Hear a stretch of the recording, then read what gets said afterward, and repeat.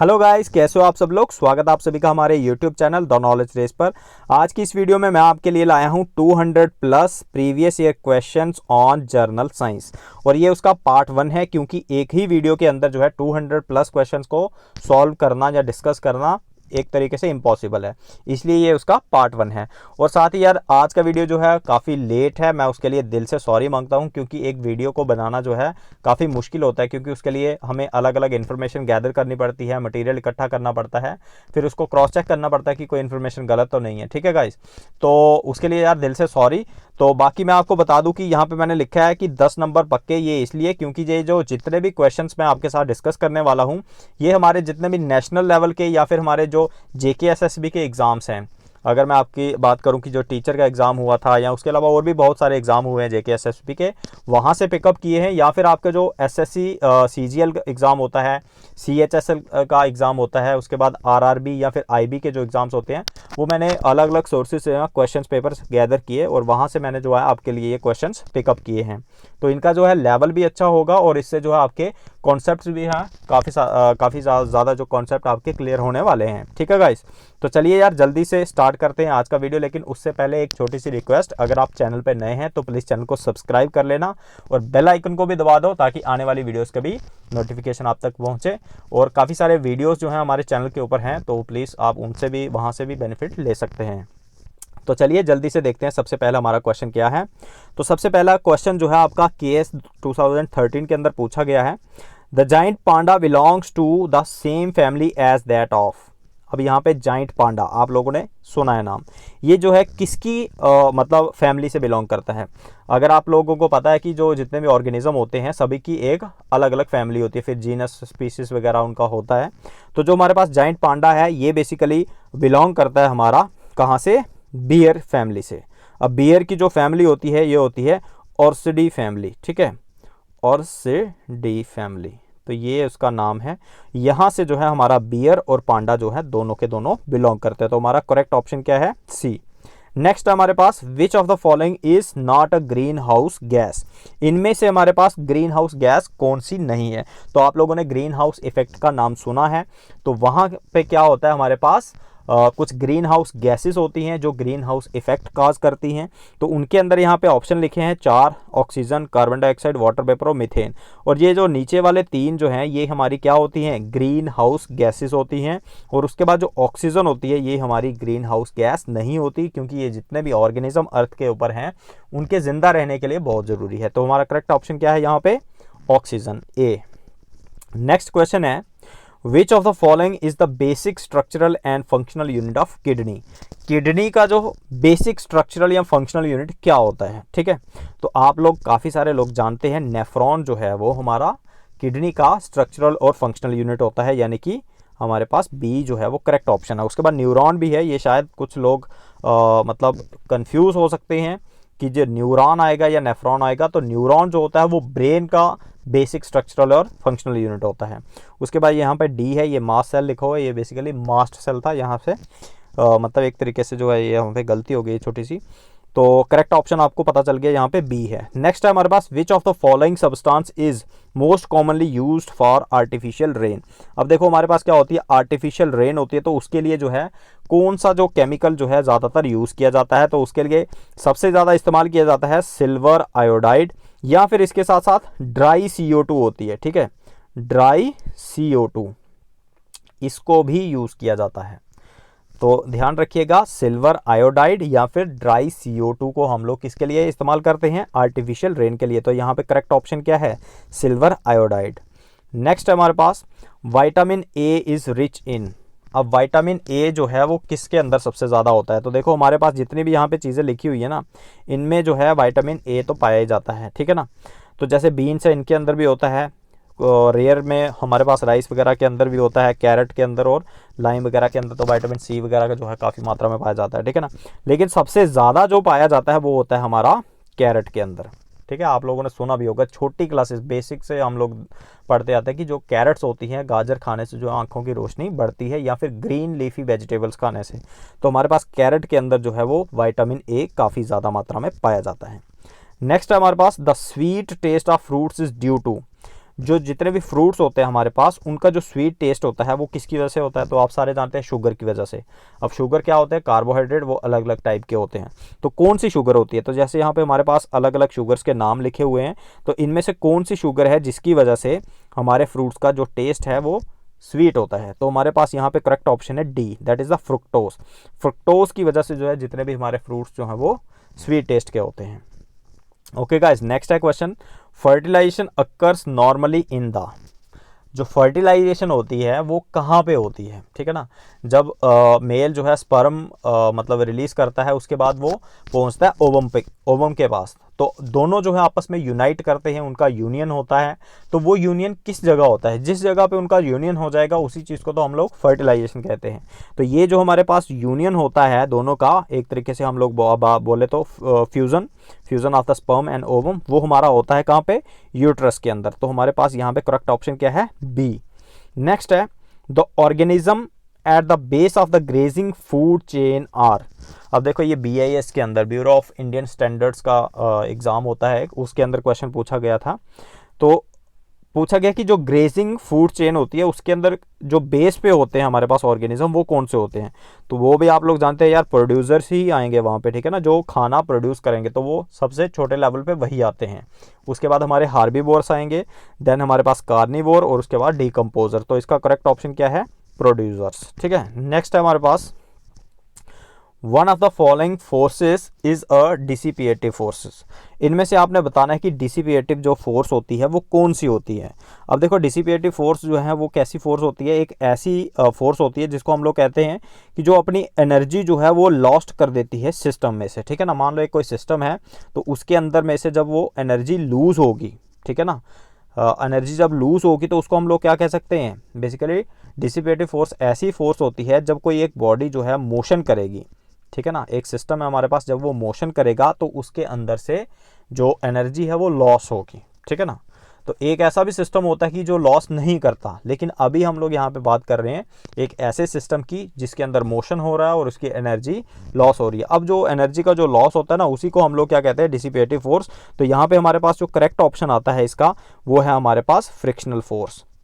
ठीक है गाइस, तो अब मेरे पास यार मुझे लगता है कि एक एक क्वेश्चन को बिल्कुल इतना डिटेल में जाके डिस्कस करना जो है वो इम्पॉसिबल सा है, क्योंकि वीडियो के तो फिर मुझे 10 पार्ट बनाने पड़ेंगे। तो आप लोग इसको जो है अपने इंटरनेट वगैरह या फिर अपनी बुक से जो है आगे फर्दर कंसल्ट कर सकते हैं। लेकिन फिर भी अगर आप लोग चाहते हैं कि मैं कुछ टॉपिक्स के ऊपर एक्स्ट्रा वीडियो बनाऊँ तो प्लीज़ मुझे कॉमेंट सेक्शन में बताइएगा। नेक्स्ट है हमारे पास, if positive wire is elongated its resistance. अगर आपके पास देखो क्या है, एक कोई पॉजिटिव वायर नहीं आएगा, बेसिकली ये यहाँ पे गलती से हो गया है, इसको आप लोग काट लीजिए। तो यहाँ पे है if wire is elongated its resistance. अगर आपके पास कोई एक वायर है तो उसको अगर हम लोग इलोंगेट कर दें, यानी कि एक तरीके से लंबा कर दें या फिर उसको स्ट्रेच कर दें, तो उससे उसके रेसिस्टेंस के ऊपर क्या फ़र्क पड़ेगा? तो देखो जो हमारा रेसिस्टेंस होता है ना, वो एक तरीके से हमारा जुड़ा होता है एरिया ऑफ क्रॉस सेक्शन के साथ, ठीक है ना। अगर आपके पास कोई एक वायर है तो उसका एक पर्टिकुलर क्रॉस सेक्शन होगा, एरिया ऑफ क्रॉस सेक्शन होगा। जैसे ही आप लोग उसको क्या करेंगे? इलोंगेट कर देंगे, यानी कि स्ट्रेच कर देंगे, लंबा कर देंगे, तो उससे क्या होगा? एरिया ऑफ क्रॉस सेक्शन क्या होगा? उसका रिड्यूस हो जाएगा। जब उसका एरिया ऑफ क्रॉस सेक्शन जो है रिड्यूस होगा तो बीच में जो चार्ज चलना था, ठीक है ना, वायर के अंदर से जो चार्ज चलना था जिसकी वजह से रेसिस्टेंस होगा, तो वो भी एरिया तो कम हो गया ना। अब जैसे एरिया कम हो गया तो उससे क्या होगा? हमारा रेसिस्टेंस क्या करेगा? इंक्रीज करेगा, क्योंकि एरिया कम हो रहा है, ठीक है ना। एरिया कम हो रहा है, उसकी वजह से रेसिस्टेंस हमारा इंक्रीज करेगा, क्योंकि वो आपस में क्या है? इन्वर्सली प्रोपोर्शनल है। एक चीज़ अगर मतलब एक तरीके से कम हो रही है तो दूसरी बढ़ रही है, ठीक है गाइस। तो इसका जो है हमारे पास यहाँ पे आंसर क्या आएगा? रेजिस्टेंस जो है वो इंक्रीज करेगा। इसका करेक्ट ऑप्शन है ए। नेक्स्ट है हमारे पास SI यूनिट ऑफ एनर्जी। अब ये बिल्कुल सिंपल सा क्वेश्चन है कि एनर्जी का SI यूनिट क्या होता है? तो वो होता है हमारे पास जूल होता है। उसके बाद है हमारे पास next, which of the following determines the chemical properties of an element. अब हमारे पास क्या होते हैं? अलग अलग एलिमेंट्स होते हैं, उनकी जो केमिकल प्रॉपर्टीज होती हैं वो किसकी वजह से होती हैं? नंबर ऑफ प्रोटॉन्स की वजह से, number of electrons, number of neutrons, या फिर सभी। अब आप लोग सारे जानते ही हैं कि जो जितने भी कोई भी हमारे पास कोई एक एलिमेंट है मान लो, तो उसके अंदर जो है नंबर ऑफ इलेक्ट्रॉन्स कितने हैं उसकी वजह से ही वो अपनी केमिकल प्रॉपर्टीज शो करता है। यानी कि वो अपनी केमिकल रिएक्शंस जितनी भी होंगी वो किसकी वजह से शो करेगा। आपने सुना होगा ना, जब कोई एक इलेक्ट्रॉन लूज होता है हमारे पास तो उसकी ही वजह से जो है वो आगे केमिकल रिएक्शन करेगा। जैसे अगर मैं आपको एसिड बेस रिएक्शन की एग्जांपल बता दूं तो हमारे पास एसिड बेस के अंदर क्या एग्जांपल आती है, जैसे हम लोग कहते हैं HCl जो है वो रिएक्ट करता है हमारा किसके साथ, NaOH के साथ। तो उसके अंदर क्या होता है बेसिकली हमारे पास जो सोडियम जो है वो अपने इलेक्ट्रॉन लूज करता है, ठीक है ना। तो उसकी वजह से आगे जो है फर्दर रिएक्शन जो है हमारा चलता है। तो इसका करेक्ट ऑप्शन हमारे पास क्या है, बी। उसके बाद जो है हमारे पास नेक्स्ट क्वेश्चन आता है, transcription means the synthesis of. अब देखो हमारे पास ट्रांसक्रिप्शन जो है उसका मतलब क्या है कि ट्रांसक्रिप्शन से क्या सिंथेसाइज होता है। तो देखो ये ट्रांसक्रिप्शन जो है बेसिकली हमारा आता है प्रोटीन सिंथेसिस से। प्रोटीन सिंथेसिस जो होती है उसके दो स्टेप होते हैं, एक होती है ट्रांसक्रिप्शन और दूसरा होता है ट्रांसलेशन। अब यहाँ पे पूछा हुआ है ट्रांसक्रिप्शन क्या होती है, तो ट्रांसक्रिप्शन एक तरीके से हम लोग बोले तो RNA की सिंथेसिस होती है, ठीक है। हमारे पास किसकी सिंथेसिस होती है, RNA की। और उसके बाद ट्रांसलेशन जो होता है वो दूसरा स्टेप, RNA से आगे फर्दर बनती है प्रोटीन्स, ठीक है गाइस। हमारे पास सबसे पहले क्या बनेगा, DNA से बनेगा RNA जिसको हम लोगों ने बोला ट्रांसक्रिप्शन, और फिर RNA से आगे फर्दर बनती है प्रोटीन जिसको हम लोग बोलेंगे ट्रांसलेशन बोलेंगे। तो हमारे पास यहाँ पे करेक्ट ऑप्शन क्या आएगा, हमारे पास डी आएगा, RNA। उसके बाद जो है हमारे पास नेक्स्ट क्वेश्चन है, विच of the following is the ideal food for new born baby. जो मतलब जिस बच्चे का नया नया जन्म हुआ है तो उसके लिए जो है कौन सा जो है यहाँ पे खाना सबसे बेस्ट रहता है। तो आप लोग सारे जानते हैं यार, मिल्क जो है किसी भी बच्चे के लिए सबसे बेस्ट खाना होता है क्योंकि उसके अंदर सारे के सारे न्यूट्रिएंट्स जो हैं पाए जाते हैं। और जो न्यू बॉर्न बेबी होता है और उसकी मदर का जो मिल्क होगा उसको कोलेस्ट्रम कहते हैं हम लोग। उसके अंदर जितनी भी प्रकार के न्यूट्रिएंट्स, एंटीबॉडीज वगैरह जो भी बच्चे को चाहिए होता है वो सब कुछ उसके अंदर पाया जाता है। तो इसलिए करेक्ट ऑप्शन क्या है, डी। नेक्स्ट है हमारे पास इमल्सिफिकेशन इज। इमल्सिफिकेशन क्या होती है। इमल्सिफिकेशन देखो सीधा सा मैं आपको बता देता हूँ कि जो हमारे पास क्या होते हैं, फैट्स होते हैं, बड़े बड़े फैट्स के एक तरीके से हमारे पास क्या होंगे, ड्रॉप्स होंगे। तो जब वो छोटे छोटे ग्लोब्यूल्स में कन्वर्ट हो जाते हैं, तो यहाँ पे मैंने ए वाला जो है लिख रखा है यहाँ पे, breaking fats into small globules, यानी कि ब्रेक डाउन होना। कोई एक फैट का मॉलिक्यूल था बड़ा सा, जब वो छोटे छोटे ग्लोब्यूल्स में कन्वर्ट हो गया तो उसी को हम लोग क्या कह सकते हैं, इमल्सिफिकेशन कह सकते हैं, ठीक है। उसके बाद नेक्स्ट है हमारे पास, hydrochloric acid is secreted by the cells lining the. अब देखो HCl, ये काफ़ी बार मैंने आपको बताया कि जो HCl होता है वो कौन सिक्रेट करता है। ऐसा हमारा बॉडी का कौन सा पार्ट है जिसकी सेल्स की लाइनिंग जो है वो HCl को सिक्रेट करती है। तो सारे बच्चे आप लोग जानते ही होंगे, मेरे दोस्त सारे जानते होंगे कि स्टमक जो होता है वो HCl को सिक्रेट करता है। नेक्स्ट है हमारे पास, taxonomy is a science that deals with the. Taxonomy का नाम सुना होगा, अगर जिन्होंने नहीं सुना है तो वो भी सुन ले। टैक्सोनॉमी जो है हमारी बायो के अंदर, बॉटनी के अंदर जो है एक ब्रांच आती है जिसके अंदर हम लोग क्लासिफिकेशन करते हैं। आपने देखा होगा ना, अलग अलग प्लांट्स को क्लासीफाई किया जाता है। तो प्लांट्स को जो एक तरीके से क्लासीफाई करने की जो हमारे पास ब्रांच आती है वो टैक्सोनॉमी होती है, ठीक है ना। इसको मेनली हम लोग बॉटनी के अंदर पढ़ते हैं, तो इसकी मदद से हम लोग बाकी भी चीज़ों को क्लासीफाई कर सकते हैं। नेक्स्ट हमारे पास, who is the founder of quantum theory of radiation. जो हमारे पास क्वांटम थ्योरी ऑफ रेडिएशन है उसको किसने जो है फाउंड किया है। तो हमारे पास जो है एक साइंटिस्ट है जिनका नाम है मैक्स प्लैंक, जो यहाँ पे सी ऑप्शन है। तो उन्होंने क्या किया, इसको फाउंड किया था मैक्स प्लैंक ने। नेक्स्ट हमारे पास, Rutherford scattering experiment proved the presence of. अब देखो हमारे पास रदरफोर्ड था एक साइंटिस्ट, उन्हें एक स्कैटरिंग एक्सपेरिमेंट किया था। बेसिकली जब हमारे एटम की डिस्कवरी चल रही थी कि एटम जो है उसका स्ट्रक्चर कैसा है, उसके अंदर क्या क्या चीज़ें होती हैं, तो उस टाइम पे जो है रदरफोर्ड ने भी एक एक्सपेरिमेंट किया था जिसमें उन्होंने क्या बताया था कि जब हम लोग क्या करते हैं बेसिकली कि एक कोई एटम का, मतलब एक गोल्ड का कोई फॉयल ले लो, ठीक है ना, कोई भी मेटल का कोई भी एक आप फॉयल ले लो, तो उसके अंदर से जो है उन्होंने कुछ रेज जो है पास करी थी। तो अब मैं आपको डिटेल में बताता इसके बारे में, लेकिन अभी मैं क्वेश्चन से डिस्कस कर रहा हूँ तो इसलिए मैं डायरेक्ट आपको आंसर ही बता रहा हूँ इसका, कि उसने जो अपनी ये स्कैटरिंग एक्सपेरिमेंट किया था तो इसकी मदद से जो है उसने न्यूक्लियस के बारे में बताया था। बेसिकली उसने जो है अल्फ़ा पार्टिकल्स का यूज़ किया था। तो अल्फ़ा पार्टिकल्स जो होता है वो पॉजिटिव चार्ज होता है। तो जब उसने वो एक मेटल की शीट में से उसको पास किया तो उसके बाद उसने रीडिंग्स ली रेस की, कि कौन सी जो रेस हैं वो डिफ्लेक्ट हुई हैं यानी कि मुड़ गई और कौन सी सीधी गई हैं। तो उसने देखा था कि जो रेस बिल्कुल एटम के मतलब न्यूक्लियस के स्ट्रेट में जा रही हैं तो वो बिल्कुल डिफ्लेक्ट होकर वापस आ गई थी, क्योंकि न्यूक्लियस के अंदर पॉजिटिव चार्ज होता है। तो जो अल्फा पार्टिकल्स की रेज उसने छोड़ी थी उनका भी पॉजिटिव चार्ज होता है। तो पॉजिटिव पॉजिटिव यानी कि सेम चार्जेस जो है आपस में बिल्कुल रिपेल करते, तो इसलिए वो अल्फा पार्टिकल्स टोटली जिस डायरेक्शन से गए थे उसी डायरेक्शन से वापस आ गए। और कुछ ऐसी भी रेज थी जो दूर दूर से जो है वो टर्न हो गई, ठीक है ना, तो वो एक्स्ट्रा न्यूक्लियर स्पेस में से गई थी। तो ये था हमारे पास किसका, रदरफोर्ड का स्कैटरिंग एक्सपेरिमेंट। तो इसने क्या बोला था, discovery of nucleus in atom. तो इसका डी जो है करेक्ट ऑप्शन है। नेक्स्ट हमारे पास Bhopal gas tragedy in 1984 is related to. अब देखो भोपाल गैस ट्रेजेडी हुई थी हमारे पास 1984 के अंदर। तो इसके अंदर क्या हुआ था, कौन सा जो है केमिकल यानी कि कौन सी गैस जो है वो रिलीज हुई थी जिसकी वजह से जो काफ़ी सारे लोग मरे थे। तो इसके अंदर जो है हमारे पास मिक जो है, इसको फेमसली बोला जाता है मिक, ठीक है ना। तो मिक है हमारे पास मिथाइल आइसोसायनेट। तो ये एक ऐसा केमिकल था, एक ऐसी गैस थी जो वहाँ पे रिलीज हुई थी जिससे जो है काफ़ी ज़्यादा लोगों को अपनी जान से हाथ धोना पड़ा था, ठीक है गाइस। तो इसका करेक्ट ऑप्शन क्या है यहाँ पे, सी। नेक्स्ट है हमारे पास fibre optics cable used in communication work on the principle of. अब फाइबर ऑप्टिक्स का आपने नाम सुना होगा, आजकल इंटरनेट वगैरह जो है हमारे पास बहुत सारी चीज़ें जो हैं इसका यूज़ करती हैं फाइबर ऑप्टिक्स का। तो इनकी जो केबल्स होती है उसके अंदर जो है फिजिक्स का एक फेनोमेना इस्तेमाल किया जाता है जिसकी वजह से वो चलती हैं। तो उस फेनोमेना का क्या नाम है, total internal reflection of light. तो इसके द्वारा जो है हमारी फाइबर ऑप्टिक्स काम करती हैं। नेक्स्ट हमारे पास the strongest part of human body is, ये अपने प्रीवियस मैंने क्वेश्चन पहले का डिस्कस किया हुआ है। तो strongest part of human body जो माना जाता है that is the animal of the tooth. जो हमारा दांत होता है उसका जो एनिमल है उसको स्ट्रॉन्गेस्ट पार्ट माना जाता है। नेक्स्ट हमारे पास which one of the following parts of the pitcher plant becomes modified into picture.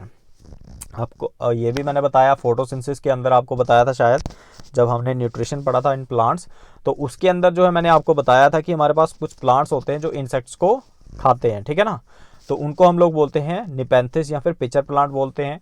तो पिचर प्लांट के अंदर कौन सा पार्ट होता है जो मॉडिफाई होके जो है पिचर बन जाता है, ठीक है ना, वो एक कप शेप का स्ट्रक्चर बन जाता है। तो इसके अंदर जो है हमारे पास अलग अलग एग्जांपल्स आती हैं, जैसे वीनस फ्लाई ट्रैप वगैरह की भी थी, ठीक है ना, मैंने काफ़ी सारी आपको बताई थी। तो लेकिन आपने सिर्फ यहाँ पे पिक्चर के बारे में बताना है कि कौन सा पार्ट होता है जो मॉडिफाई होके एक पिक्चर यानी कि कप शेप का स्ट्रक्चर जो है बना देता है। तो इसके अंदर जो है इसका जो लीफ होता है ना ये मॉडिफाई होता है बेसिकली, तो वो पूरा कप शेप बन जाता है, ठीक है गाइस। तो करेक्ट ऑप्शन क्या है, बी है। नेक्स्ट है in which of the following kinds of organism is the phenomena found where in the male female kills the male after copulation.